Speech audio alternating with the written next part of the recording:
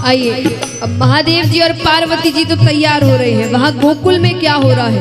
गोकुल में महारास, ठाकुर जी, राधा रानी, ग्वाल बाल गोपियां सब रास कर रहे हैं।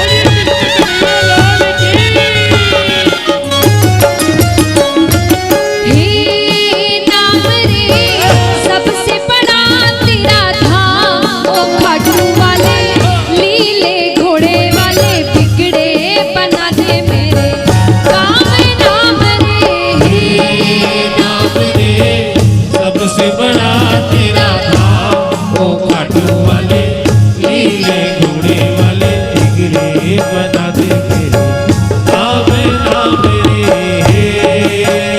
हेलो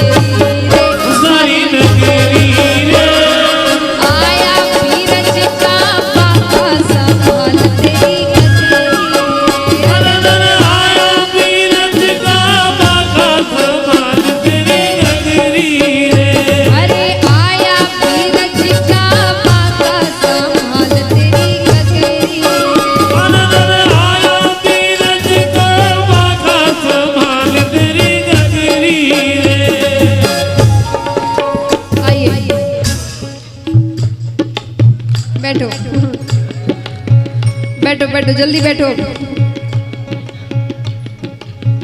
जल्दी, जितनी जल्दी खड़े होते उतनी जल्दी बैठा भी करिए।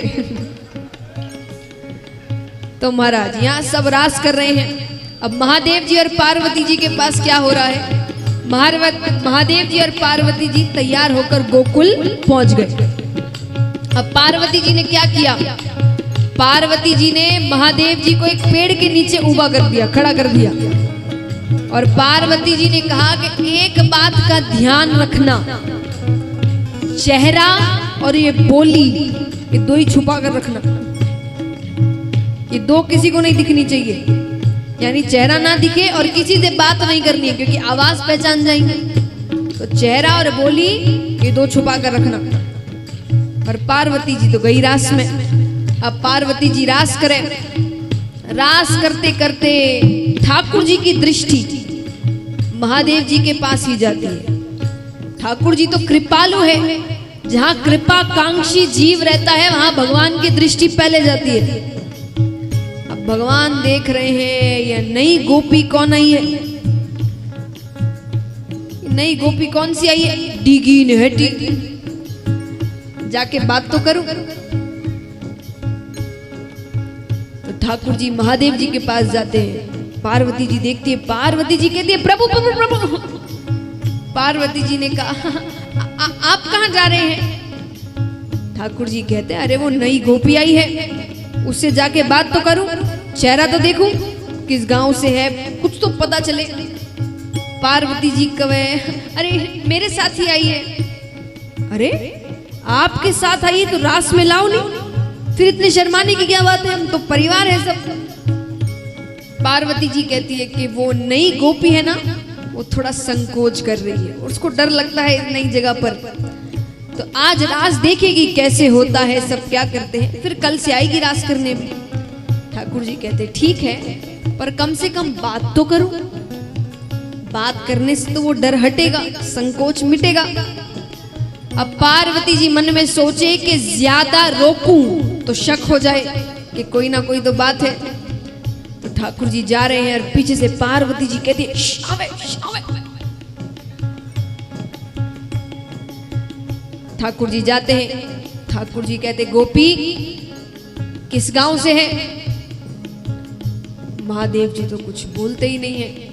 अरे गोपी अपना नाम तो बता, कुछ कह तो सरी, कुछ बोल तो सरी।